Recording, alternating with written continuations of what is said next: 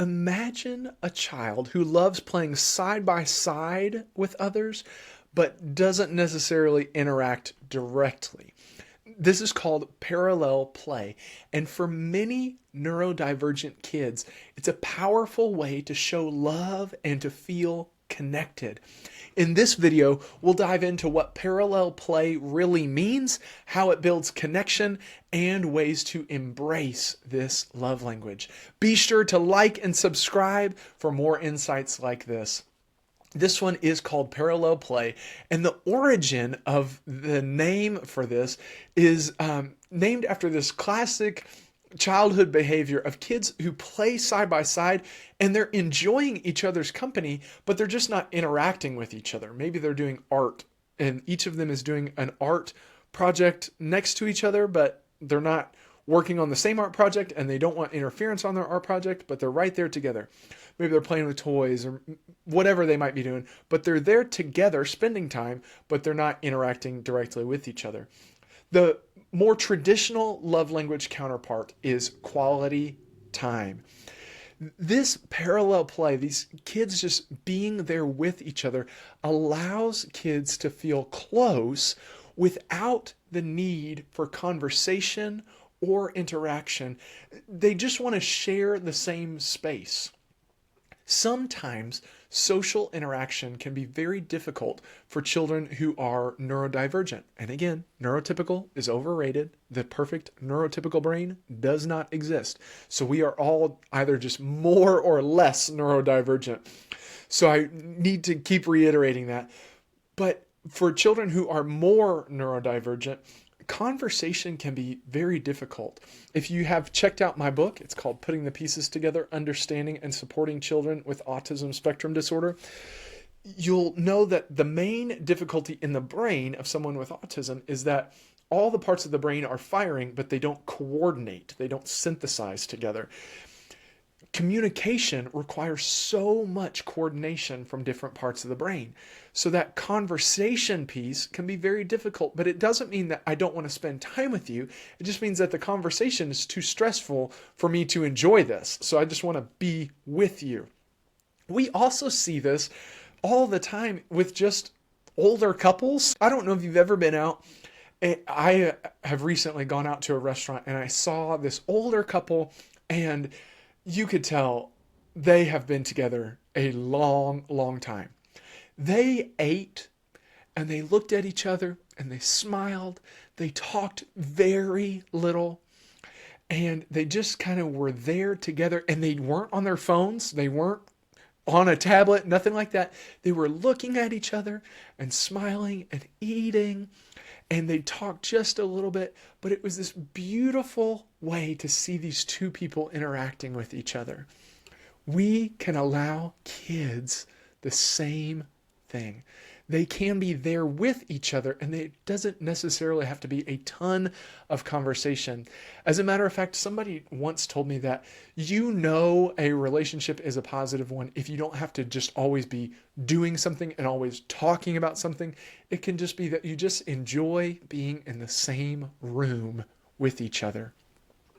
This form of connection is especially comforting for kids because it offers this sense of companionship. It shows I am not alone and I do have people who want to be around me, but it respects their personal space and it doesn't have this added stress of required conversation, required communication. It could be that kids express this by playing with separate toys or activities side by side on the floor.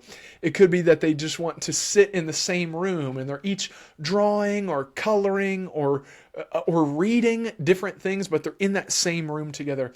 They might be on the couch and they're on separate ends of the couch, or maybe they're close together on the couch and they're each reading a separate book. It could be that they are building their own Lego structures next to each other without sharing pieces between their structures.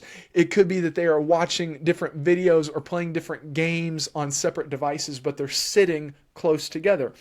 It might be that they're working on separate art projects, but they're at the same table.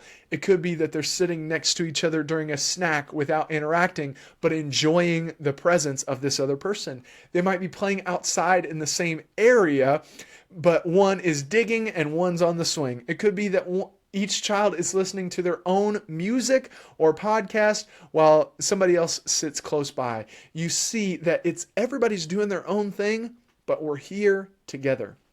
All the time in my office, I have kids who they want to play with Play-Doh, and all they want is they play with Play-Doh here, I play with Play-Doh here, and we're here together, and we're both playing with Play-Doh, but we're doing different things at different times, but we're here sharing this time together. If you are a parent or a caregiver and your child is one who is a parallel player, who just likes to be around you or around a sibling, they just like to be around someone, but not necessarily directly interacting with that someone, here's some things that you can do. The first is just engage in those parallel activities. You don't always have to be in on what they're doing. Children are capable of doing a lot of things on their own. They don't need you to be in on it. They don't need you to be talking about it. They want to do their thing. So if you know that this is your child, you can be close to them. You do your thing. They do their thing. How amazing is that? That you get kind of a break to do your own thing. You're just there together. And every once in a while you can check in and be like, oh, okay, I see you're still going. All right, I'm still going on mine. That's it. But you're there together sharing this beautiful quality time. Even though it's not direct interaction, you're there together spending the time. Another thing is to respect the space of these children. Again, I see a lot of times where a child wants parallel play, but their parent wants to get in on whatever it is that this child is doing. It's important to respect the space of these children. Let them have their own spot. Let them be doing their own thing. Don't try to get in on it. Just know that them being there with you is them connecting with you. And then also remember that this extends to all ages. It's not just little kids. It's not just elementary. It's not just middle school. It's not just high school. It's not just college. It's not just adults. It is not just seniors. It is everybody can benefit from just being there together. Too many times we put this pressure on each other to be doing something or talking about something or interacting in some way when really we can just be there together, and that can be enough. If this video has been helpful for you, make sure you like and subscribe so you don't miss out on any of the tips and insights here at Mr. Stu TV. It also helps other people find the same information.